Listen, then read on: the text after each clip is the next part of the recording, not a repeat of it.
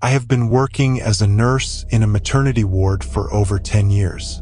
During that time, I've seen and experienced many things, from the most joyful moments to the saddest ones.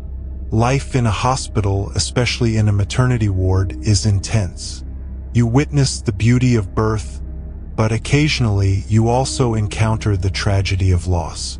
And between these extremes, there's a silent weight that you learn to carry. However, I never imagined that, between the euphoria of life and the sadness of death, I would come across something as disturbing as the woman in white.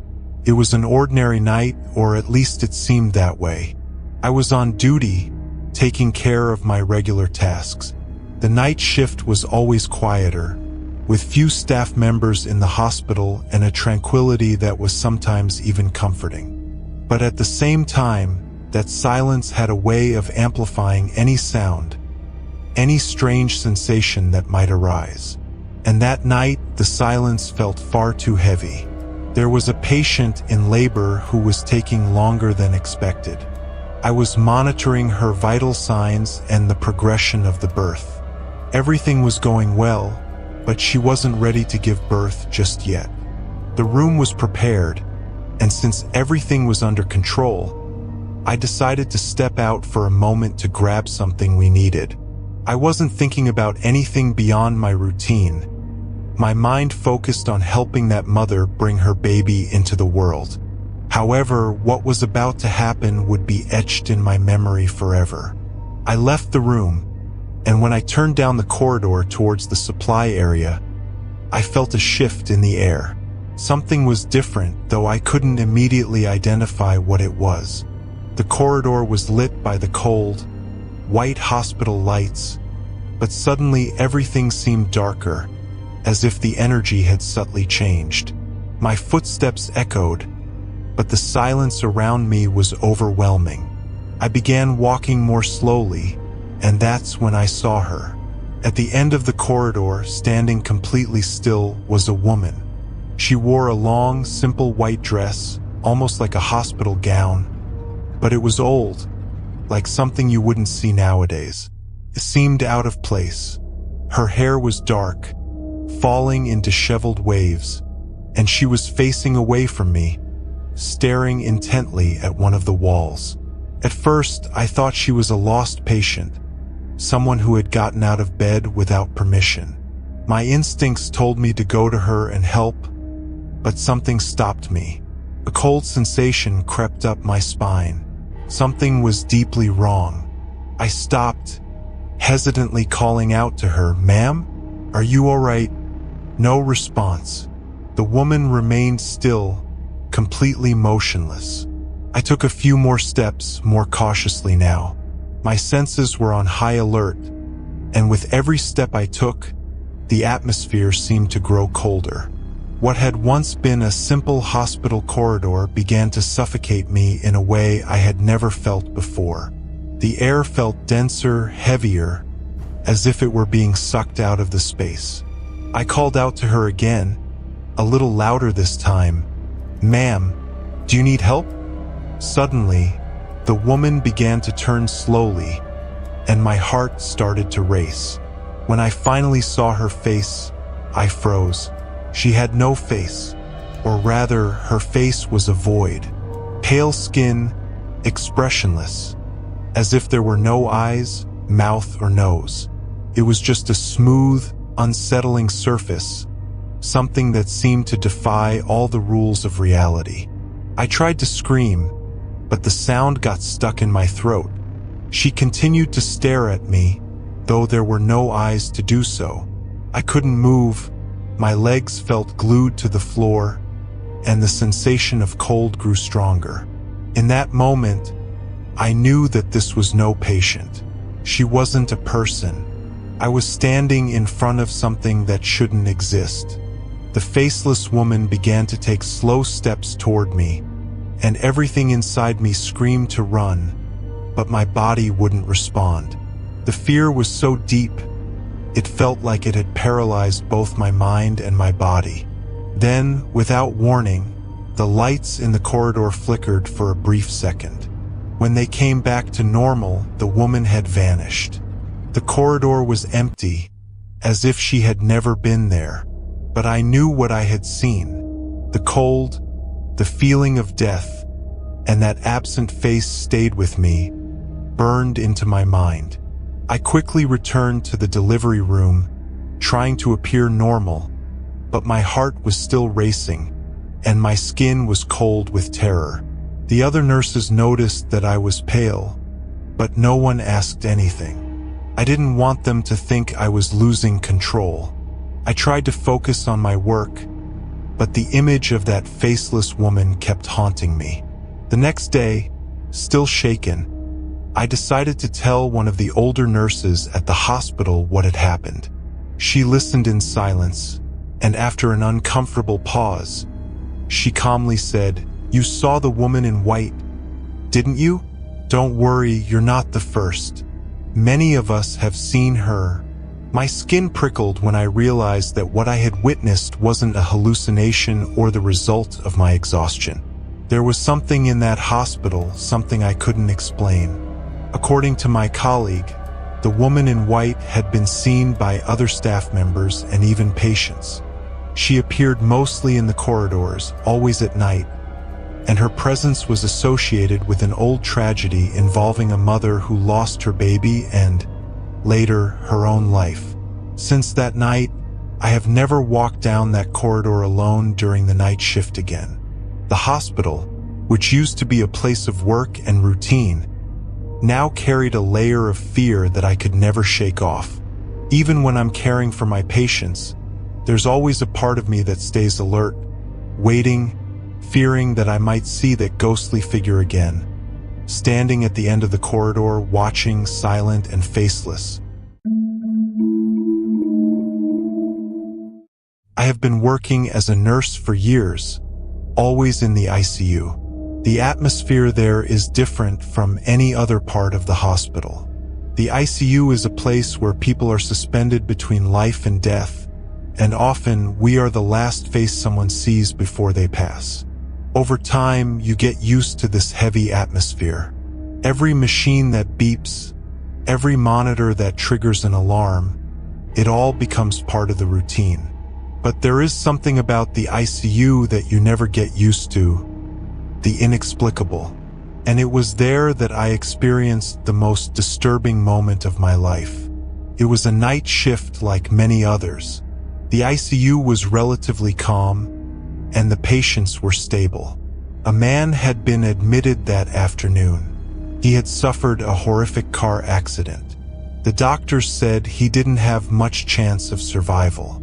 The trauma had been severe, and even with all the equipment and medical support, he was in a deep coma. I was responsible for monitoring him along with other patients. When you work in the ICU, you develop a certain emotional detachment. After all, we can't allow ourselves to feel too much, or we'd be crushed by the emotional weight of seeing so many people between life and death. But for some reason, that patient made me feel uneasy from the start. There was something about him, maybe the expression on his lifeless face, that seemed disturbing. That night, while I was checking the monitors and recording the vital signs, I felt a strange presence in the room. A chill ran down my spine, but I ignored it. The ICU environment, especially at dawn, is always cold and lonely. I continued working, trying to shake off that growing discomfort inside me. Around 3 a.m., the patient's heart monitor began to oscillate slightly. I checked the equipment, adjusted some settings, and made sure everything was working correctly. His vital signs were still weak, but stable. I left the room for a few minutes to check on another patient, and when I came back, that's when everything happened. As I entered the room, I felt the air suddenly change. There was an absolute silence, as if time had stopped. The patient, who had been motionless, lying in bed, was now sitting up, his torso erect, staring directly at the opposite wall. My heart instantly raced, and adrenaline flooded my body. He was in a deep coma. It shouldn't have been possible for him to sit up like that. I took a step back, trying to understand what was happening. I called out to him, which was almost an automatic reaction, despite knowing he couldn't hear me. Then he slowly turned his head toward me, and my knees almost gave way. He opened his eyes, but what I saw, it wasn't normal. His eyes, which should have been vacant or unfocused due to the coma, had no expression at all. They were completely empty. There was no sparkle, no life in them. It was like looking into a pair of black holes, two bottomless voids. I had never seen anything like it. It was as if he were physically present, but there was nothing left inside him. I felt the air around me grow heavy, as if the room was being engulfed by a dark, oppressive presence. I was paralyzed, unable to look away. Those eyes, empty and dead, seemed to pull me in, as if they were drawing me into the void they carried. Whatever was inside that body was no longer human. I instinctively knew that. It was a sensation of pure terror that I can't fully describe. Then, without warning, he lay back down again, as if nothing had happened. His eyes slowly closed, and the room returned to absolute silence. The heart monitor was working normally, as if that horrifying scene had never occurred. I stood there, breathless, trying to process what I had just witnessed. My whole body was trembling. I must have stood there for a while until logic began to take over again. That couldn't have happened. I was tired. Surely it was a hallucination caused by exhaustion. Maybe the stress of seeing so many patients in critical condition had finally taken its toll on me somehow. But no matter how much I tried to rationalize what I had seen, something inside me knew that it had been real. The next morning, the patient passed away.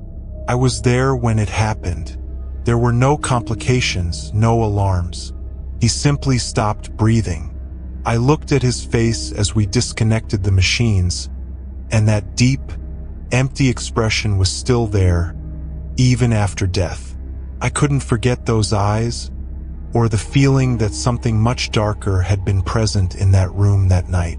I told a few colleagues, but no one took it very seriously. Everyone was used to the fact that, in the ICU, inexplicable things happen. But no one really wanted to talk about it. It wasn't something you brought up easily. Life and death were already hard enough to deal with without adding the inexplicable to the mix. I never spent that much time alone in a room during the night shift again. I always feel a strange presence when walking down the corridors, especially near the room where that patient stayed. I know I'm not alone when I pass by, and sometimes I wonder if he's still there, with his empty eyes, watching from the other side of the veil, waiting. No matter how hard I try to forget what happened that night, the image of those dead eyes haunts me to this day. Even after so many years in the ICU, I've never experienced anything like it again. I have been working as a nurse for almost 8 years in a large hospital, and although I've worked in many departments, my permanent post is in the psychiatric ward. It's a place that, despite always carrying a certain emotional tension, tends to be calmer than people imagine. During the day, everything seems normal, but at night, the hospital takes on a different atmosphere. The silence, the cold lighting, and the empty hallways create an environment that sometimes feels suffocating. It was on one of those nights that I had the most disturbing experience of my life. I was working the night shift as usual and needed to pick up some medications from the supply room, which was on another floor. The hospital has several floors, and the elevator is the quickest way to get around at night when all the hallways are deserted. I never really liked taking the elevator, especially at that hour, but my exhaustion made me want to finish my task quickly. Everything was very quiet that night. No new patients had arrived, and the psychiatric ward was silent. I left the psychiatric ward, which is on the 6th floor, and headed for the elevator. I pressed the button, and it arrived quickly with a low, mechanical sound that had become part of the routine. I stepped in, and the doors closed smoothly behind me. I needed to go down to the 3rd floor, where the supply room was, so I pressed the button and waited for the elevator to start descending. That's when things started to get strange. The elevator began to descend normally, but it passed right by the 3rd floor. I thought maybe I had made a mistake and pressed the wrong button. So I checked the panel, but the number 3 was clearly lit. However, the elevator kept descending. I began to feel uneasy, but I still tried to stay calm. Sometimes the system had glitches, and the elevator could be heading back to the ground floor. But to my surprise, it didn't stop at the ground floor. Kept going down, and further down. I started to get really worried when the digital panel showed B1, the basement level, which had been deactivated for months. The hospital used to have an old archive center and a maintenance room down there, but no one used that floor anymore. It was locked up and completely abandoned. There was no reason for the elevator to go down there. The doors opened slowly. I stood still, looking at the dark, dusty corridor that was revealed in front of me. Everything was shrouded in a darkness that the weak elevator lights couldn't pierce. The smell of the basement was moldy and damp, and the silence coming from there was oppressive.